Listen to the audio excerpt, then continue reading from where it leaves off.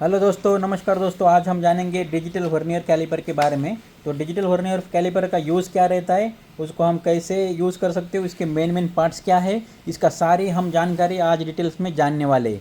तो ये जो वर्नियर कैलिपर है, इसका काम क्या है, मेन काम इसका, अगर किसी डिवाइस का आपको लेंथ चेक करना है, उसका विड्थ चेक करना है, उसका हाइट चेक करना है, तो आप इससे चेक कर सकते हो। अगर अगर आपको किसी का डायमीटर चेक करना है, सपोज आउटर डायमीटर चेक करना है, तो आउटर डायमीटर भी चेक कर सकते हो। अगर इनर डायमीटर भी चेक करना है तो आप ऐसा इनर डायमीटर भी ऐसा लगा के देखो, ऐसा चेक कर सकते हो। ठीक है, तो यही है उसके खासियत। और इसमें जो है, जो भी रीडिंग आएगा एकदम एक्यूरेटली आएगा। इसका जो लिस्ट काउंट रहता है, लिस्ट काउंट यहाँ पे लिखा हुआ रहता है, 0.02 रहता है इसका लिस्ट काउंट। ठीक है दोस्तों, तो हम देखेंगे इसका यूज़ क्या कैसे करने का। तो यहाँ पे जो आपको दिख रहा है, ये है डिजिटल वर्नियर कैलिपर, इसको हम मेन स्केल बोलेंगे। और ये जो है, ये पार्ट को हम वर्नियर स्केल बोलेंगे। ठीक है, लेकिन यहाँ पे डिजिटल है इसलिए वर्नियर स्केल नहीं दिखाई दे रहा है, लेकिन इसके अंदर वर्नियर स्केल की जगह पर एक सेंसर रहता है। जो भी आप इसको मूव करेंगे तो ये सेंसर और रीडिंग करके और डिजिटल डिस्प्ले में आपको रीडिंग शो करेगा। लेकिन जो एनालॉग स्केल रहता है, एनालॉग वर्नियर, तो यहाँ पे एक नंबर रहता है ऐसा सेम, ये जो स्केल दिख रहा है सेम यहाँ पे रहता है, तो इसको हम वर्नियर स्केल बोल सकते हैं। तो दोस्तों, हमारा जो फर्स्ट टॉपिक है हमारा जो है मेन स्केल।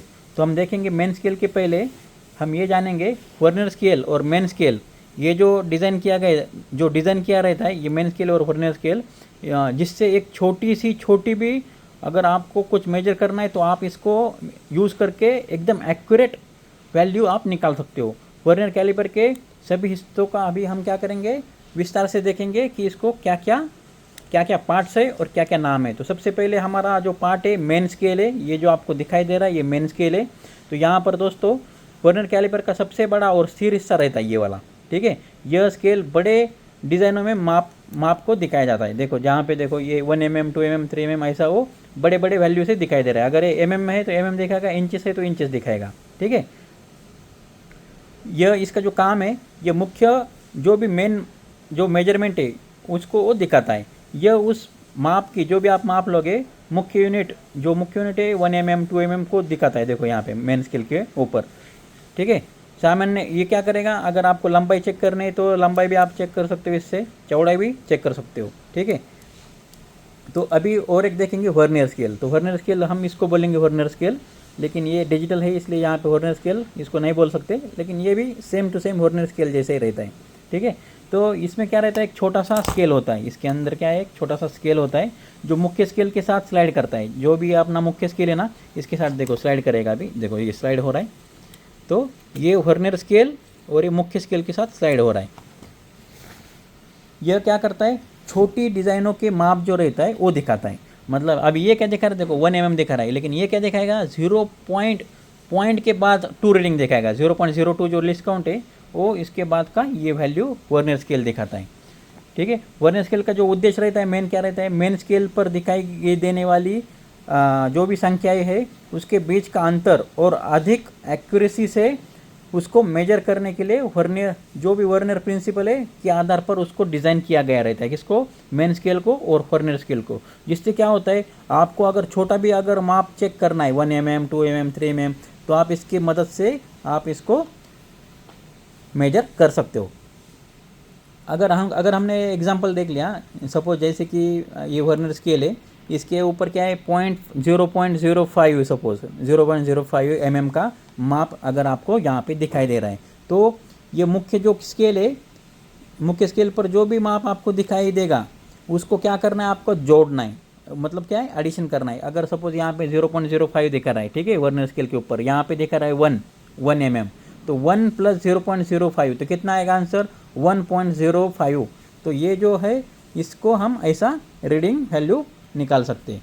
अभी हम देखेंगे आउटर जॉ मतलब इसको हम आउटर जॉ बोलेंगे। ये जो दिख रहा है इसको जॉ बोलेंगे, इसको आउटर जॉ, और इसको जो ऊपर वाला हिस्सा है इसको हम बोलेंगे इनर जॉ। ये वाले को इनर जॉ, इसको आउटर जॉ। तो आउटर जॉ का काम देखेंगे, ये जो है कठोर धातु, जो कठोर मटेरियल रहता है, स्टेनलेस स्टील या और कुछ, तो इससे ये बना रहता है। ठीक है, इसका काम क्या रहता है, इसको आप लंबाई चेक कर सकते हो, विड्थ चेक कर सकते हो, डायमीटर चेक कर सकते हो। तो इसका काम है वो चेक करना। अभी देखो ये बेरिंग है, तो मुझे इसका सटीक माप चाहिए, तो मैं क्या करूँगा, इसको ऐसा चेक करूँगा। देखो कितना आया आंसर, 65.85 आया। तो मतलब इसका जो डायमीटर है ये कितना हुआ 65.85 ये हुआ। तो ऐसे हम क्या करते आउटर जॉ से डायमेंशन ले सकते हैं। देखो बस इसको आपको ऐसा खोलना है, खोल के जो भी आउटर डायमीटर है ऐसा चेक करना है। सपोज आपको इनर डायमीटर कर चेक करना है तो आप ऐसा चेक नहीं कर सकते हो। देखो ऐसा गलती से भी मत चेक करना है। देखो इनर को ऐसा मत करो, इनर चेक करना है तो ये जो इनर जॉ है इससे आपको चेक करना है। देखो ऐसा लगा के उल्टा करके इसको इनर जॉ से चेक करना है। ठीक है दोस्तों, तो अभी हम क्या देखेंगे, इनर जॉ देखेंगे। ये क्या है, ये सेम ऐसे ही जो कठोर धातु से बना रहता है इनर जॉ भी, और इसका काम क्या है, जो भी इनर सर्कल है, सपोज इनर सर्कल का अगर आपको डायमीटर चेक करना है तो आप इससे इनर जॉ से आप वो चेक कर सकते हो। ठीक है, और एक इसमें एक पार्ट रहता है, देखो ये जो आपको दिख रहा है ये लंबा सा बाहर निकल रहा है, इसको हम डेप्थ रॉड बोलते हैं, जो कि हिंदी में आप बोल सकते हो गहराई की छड़ी। अगर आपको कुछ अभी सपोज एक कंटेनर है सपोज, नहीं तो पाइप है, लंबा पाइप है, तो आप तो आउटर जॉ से भी चेक नहीं कर सकते हो, इनर जॉ से भी चेक नहीं कर सकते हो। आपको क्या करना है, इसको ऐसा रख के, देखो ये जो है पार्ट ऐसा रख के बस इसको नीचे कर लेना है। तो यहाँ पे जब टच होगा तो देखो इतना डिस्टेंस जो है, ये डिस्टेंस कितना है 12.94। तो ऐसा आप इसको रख के आपको चेक करना है। ठीक है, तो इसका यही डेप्थ रॉड का काम है। ये भी बहुत काम का चीज़ है, अगर पाइप हो कंटेनर हो तो आप इसको डेप्थ रॉड को चेक कर सकते हो डेप्थ रॉड की मदद से। अभी और एक पार्ट रहता है, देखो दोस्तों यहाँ पे लॉकिंग स्क्रू दिख रहा है। ये जो लॉकिंग स्क्रू रहता है, जैसे कि अगर कोई रीडिंग आ रहा है मेरा सपोज, तो मेरा जो रीडिंग है दोस्तों यहाँ पे देखो कितना आया 12.39, तो मैंने ऐसा हिलाया उसको, ठीक है ना, तो ऐसा हिलाया तो क्या हो रहा है देखो, तो ये थोड़ा सा भी मूव हो गया इधर उधर तो चेंज होगा वैल्यू। तो हम वो चेंज नहीं होगा बोल के, वो स्थिर रहना है वैल्यू बोल के हम क्या करेंगे, इसको लॉक करेंगे। मतलब अभी कितना भी हिलाओ कुछ भी करो ये चेंज नहीं होगा। क्यों नहीं होगा, क्योंकि हमने यहाँ पे लॉक किया है। तो लॉकिंग स्क्रू जो है यही उसका काम है कि जो भी आपका वैल्यू आए वो चेंज नहीं होना, स्थिर रहना बोल के ये लॉकिंग स्क्रू दिया रहता है। अभी उसमें एक रीडिंग स्केल रहता है, ये जो हमें है दिख रहा है आपको, ये रीडिंग स्केल है। तो रीडिंग स्केल कितना दिख रहा है, देखो यहाँ पे डिजिटल है इसलिए मैं बता रहा हूँ।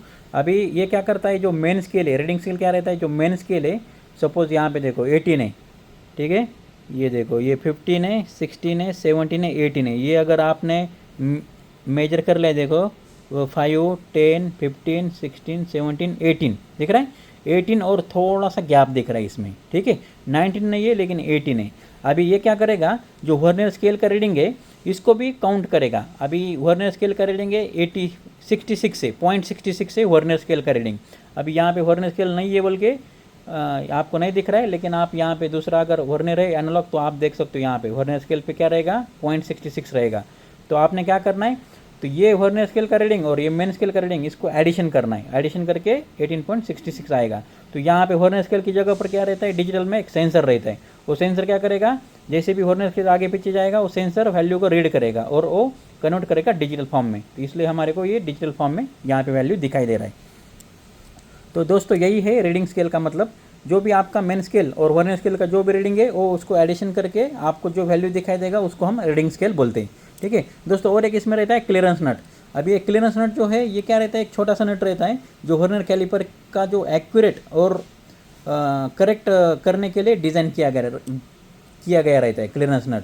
ठीक है, यह नट जो है मुख्य स्केल और वर्नियर स्केल के बीच में रहता है। ठीक है, इसका उपयोग वर्नियर कैलिपर की जो भी इनएक्यूरेट रीडिंग आएगा उसको सही करने के लिए किया जाता है। यह नट आपको माप के दौरान, जो भी आप मेजर करोगे उसके दौरान किसी भी प्रकार के छोटे गैप सुधारने के लिए मदद करता है। अगर कुछ गैप आया तो क्या आया, तो ये क्या क्लियरेंस नट क्या करेगा, उसको सुधारने के लिए मदद करेगा अपना।